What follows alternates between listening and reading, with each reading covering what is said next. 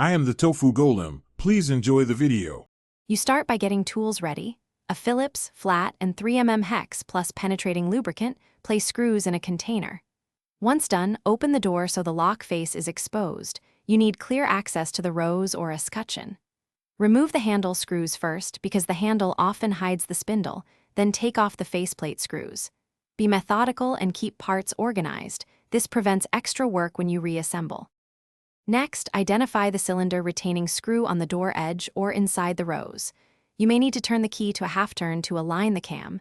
This frees the cylinder.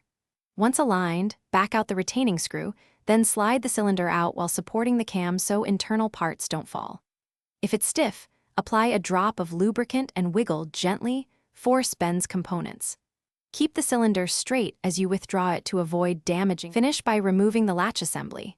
Unscrew the edge bolts and slide the latch out. Now inspect springs, the cam, and spindle.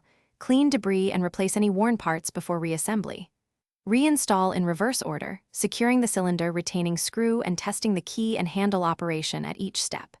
If a component sticks, tap gently with a rubber mallet and apply more lubricant. Do not use sharp impacts.